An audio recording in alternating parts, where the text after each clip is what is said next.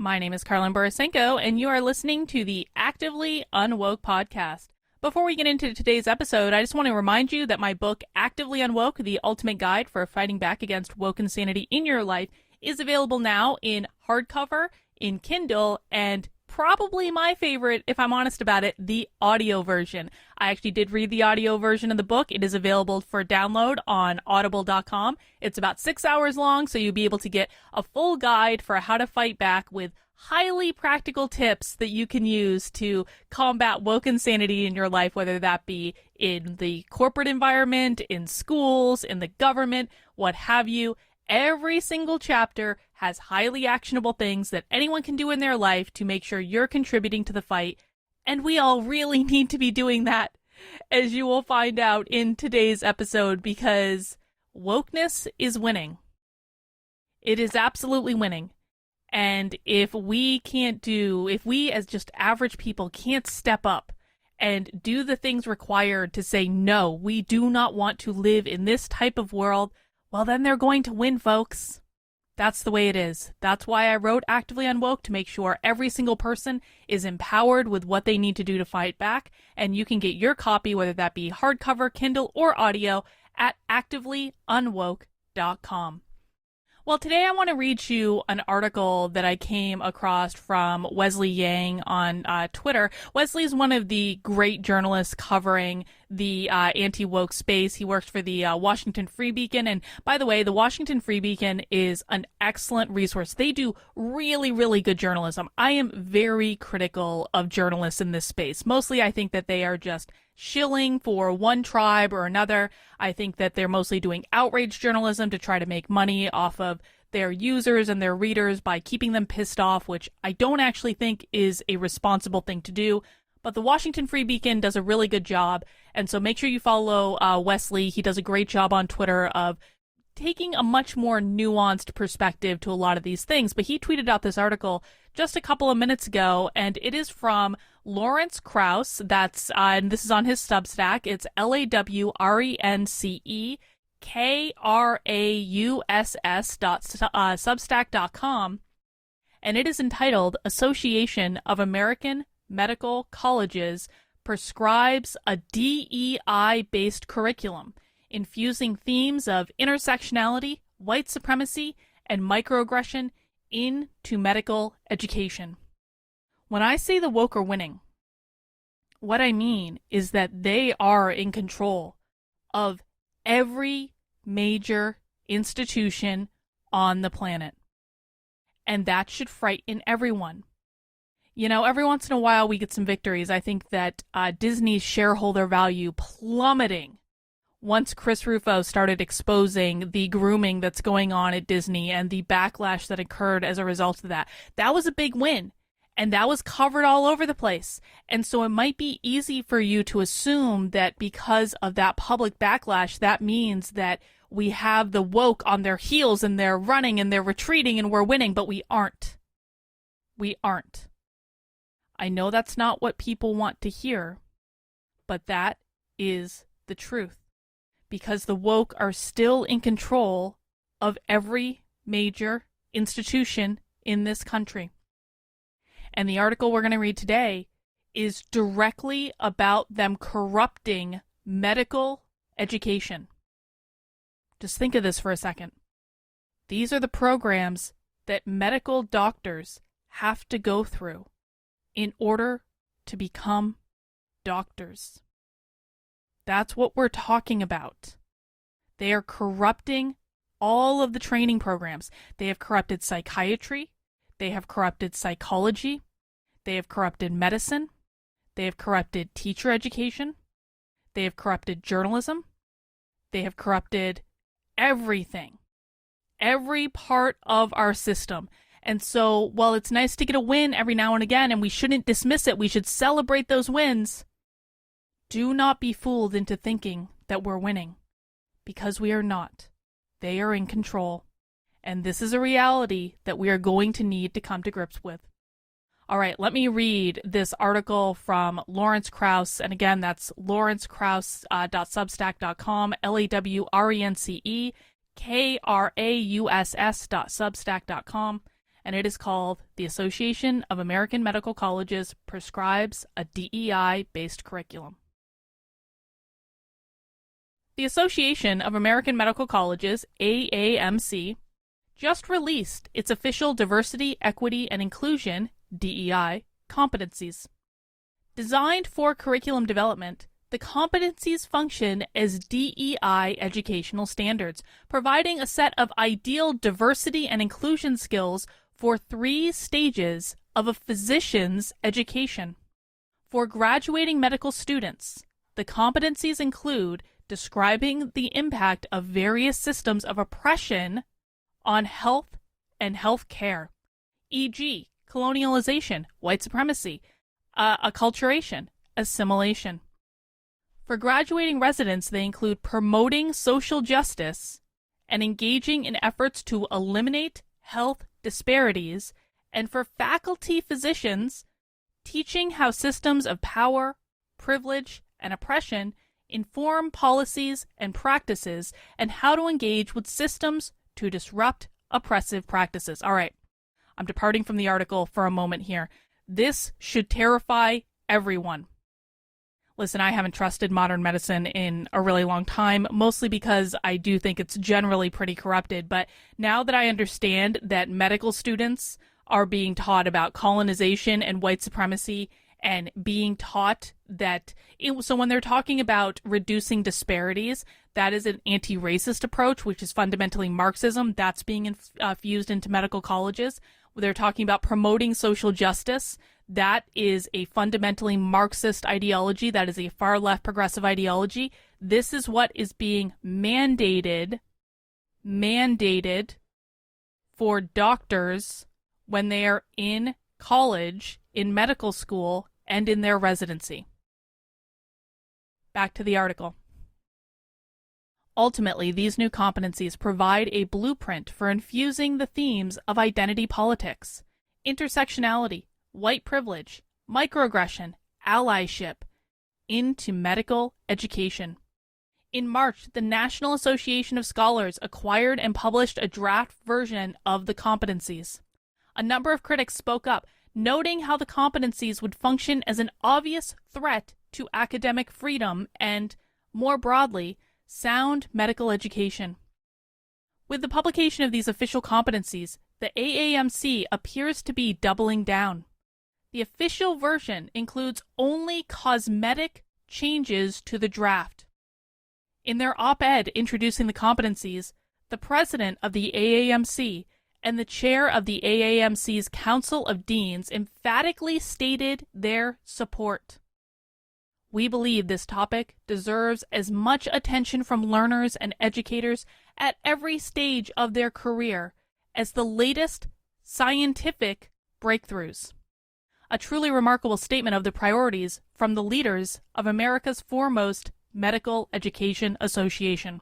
All right, I'm taking a pause again from the article. I just want to point out, the statement from the AAMC's Council of Deans said, "We believe the topic deserves as much attention from learners and educators at every stage of their careers," which means they're probably not only going to be teaching this in medical school and in their residencies, they're probably going to be integrating these guidelines into continuing education and professional development.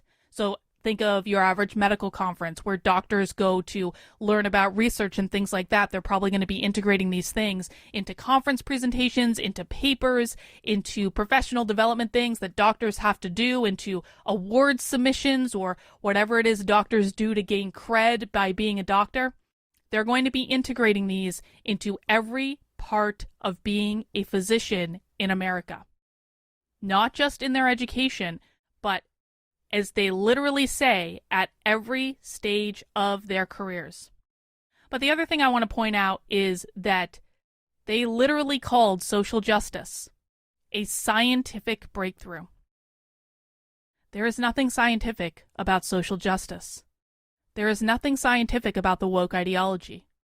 It's not grounded in anything. They never present research. They never present data. I have watched thousands of hours of woke trainings and classes given almost always by universities. I have watched thousands of hours of videos from these people on official university YouTube channels. Things that they are making the proactive decision to put out into the public to say this represents the brand of our university. Do you know how often they actually present data or evidence in those classes or those trainings? Never. Never. If you don't believe me, go to youtube.com/activelyunwoke. That is my second YouTube channel, and we do happy hours there every Friday at 5 p.m. where we watch these trainings live from start to finish. I don't cherry pick. I don't take the best clips. We watch them from start to finish. We watch all the boring bits. We watch all the cringe bits. We watch everything. They never present data. This is all publicly available on my YouTube channel. You can go fact check me. Go see for yourself.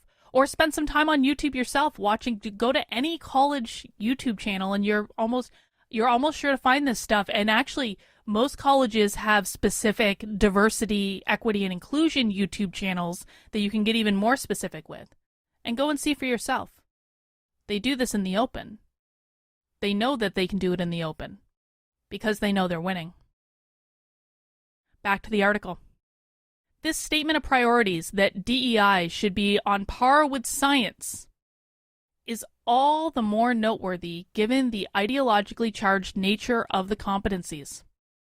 Consider just a few. Demonstrates knowledge of the intersectionality of a patient's multiple identities and how each identity may result in varied and multiple forms of oppression or privilege related to clinical decisions and practice. Identifies systems of power, privilege, oppression, and their impacts on health outcomes, e.g., white privilege, racism, sexism, heterosexism, ableism, religious oppression. Articulates race as a social construct that is a cause of health and healthcare inequities, not a risk factor for disease. I'm going to pause before we go back into their list. I just want to point out something. Articulates race as a social construct. These people literally think that race has nothing to do with your skin color. That's not entirely true. They believe that what they mean by that is that white people, American white people specifically, created the white race in 1619 when the first slaves came over from Africa and were introduced to America, and white people in America created the white race because before that, when they were Europeans, they would be known as French or English or Irish or German. They wouldn't be called white when they were in Europe. They only became white when they came to America, and they only called themselves white to differentiate themselves from black people so that white people could maintain power structures for other white people. That's what they mean when they say race is a social construct. They believe that white people created, I'm using quotes right now, created the white race in order to build up systems that only support other white people and always to keep black and brown people down. Now, the problem with this is that the first slaves came to America in Florida years and years and years and years and years before 1619. The 1619 Project is a complete and total sham. It's not even accurate history to begin with. But that's what they mean when they say articulates race as a social construct. That's a fundamentally Marxist idea, now integrated into medical education. Continuing on with their list, they would like students to practice moral courage, self-advocacy, allyship, and being an active bystander or upstander to address injustices. They would like role models in anti-racism in medicine and teaching, including strategies grounded in critical understanding of unjust systems of oppression. That one's a requirement for faculty, by the way. They want faculty, again, this is Karlyn deviating from the article. They want faculty to be role models in anti-racism in medicine and teaching. They are literally saying that they want medical education faculty to discriminate against people based on the color of their skin. Because one of the fundamental ground rules for being a good anti-racist, and this comes from Ibram X. Kendi, the author of How to Be an Anti-Racist himself, what he said is that we discriminate in the present to make up for past discrimination. and we plan to discriminate in the future to make up for present discrimination. Anti-racism is racist. It's an Orwellian term for racism. They just called it the opposite of that to make it seem like you're only the good guy if you're engaging in it. The last one they have on the list here, and this is also for faculty. Role models for how knowledge of intersectionality informs clinical decision-making and practice. The article continues. Concepts such as intersectionality and allyship connote substantive political positions. To declare that faculty and students must embrace them clearly violates academic freedom. But perhaps more significantly, these concepts are often interpreted idiosyncratically to enforce a narrow and damaging orthodoxy.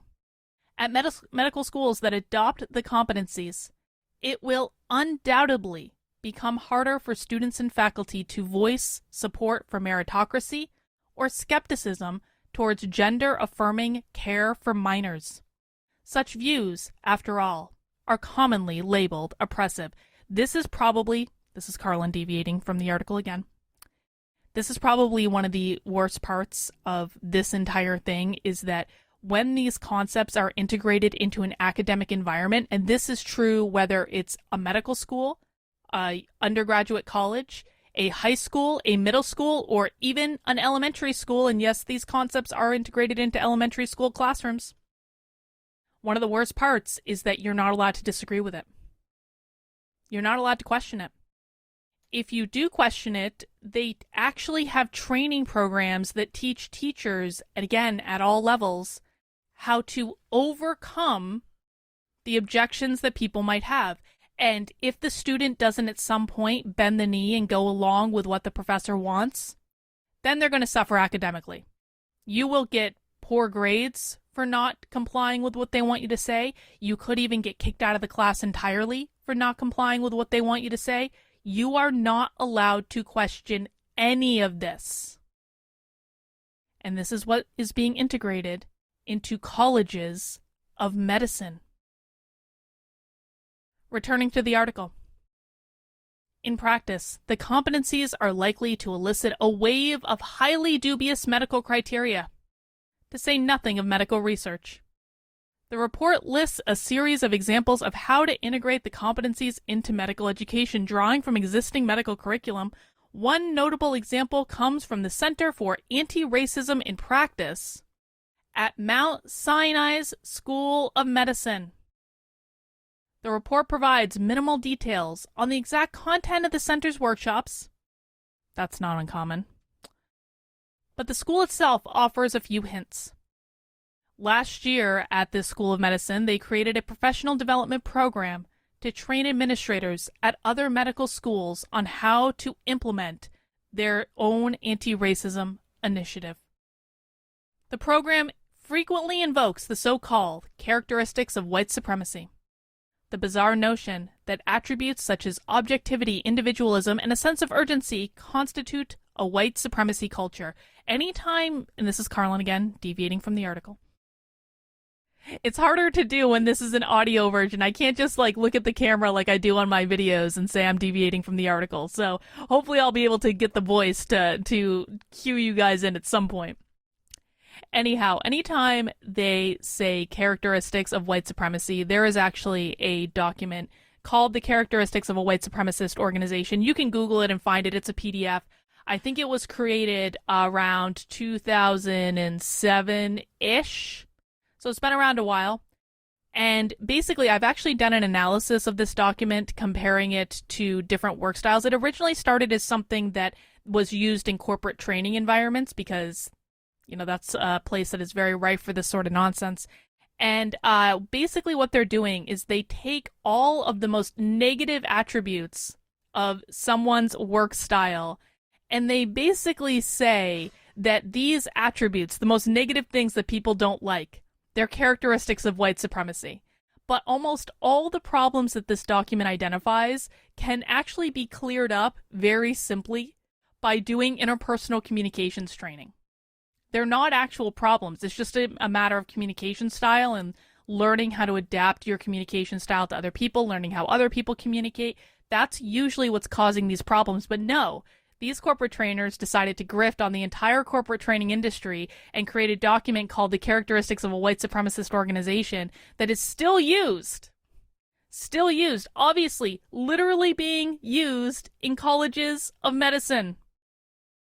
Not grounded in science at all, even though they're calling it a scientific breakthrough. The article continues. Unfortunately, medical schools and residency programs are primed to incorporate these competencies into their curriculum. After all, medical accreditation bodies such as the Liaison Committee on Medical Education and the Accreditation Council for Graduate Medical Education now solicit increasingly robust DEI programming, a phenomenon that the AAMC notes in its report on the competencies. Some medical schools, including Columbia University, Indiana University, have already expressed their interest in adopting the de facto standards.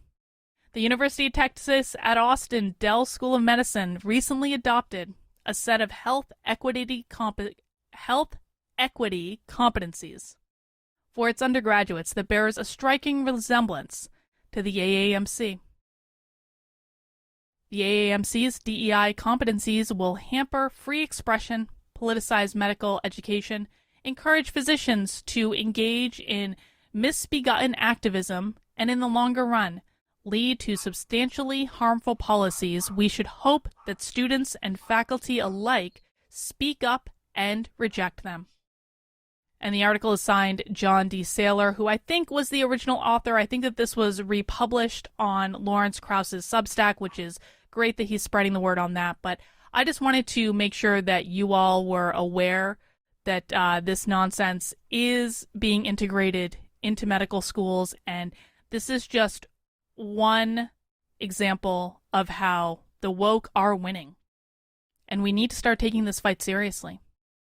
And everyday people have got to start fighting back in the way in which they are best able to do so. That's why I wrote my book, Actively Unwoke, the ultimate guide for fighting back against the woke insanity in your life. It's why I spend all day, every day talking about these topics. Because if we don't do something, then we are going to lose. And if you don't do something, and there are things that every single person can do, regardless of whether or not you want to remain anonymous, regardless of how much time you have, regardless of what type of job you have, there are things every single person can do to fight back. There are no excuses. You've got to stop making excuses. Every day you don't do something, you are allowing these people to win. That's all I've got for right now, guys. If you'd like to get a copy of the book, again, you can head over to activelyunwoke.com, and there'll be links to Amazon, and to, if you don't want to buy on Amazon, that's fine too. But please do something. Please do something to help fight back. We desperately need people who are willing to step up. All right, I'll see you guys next time.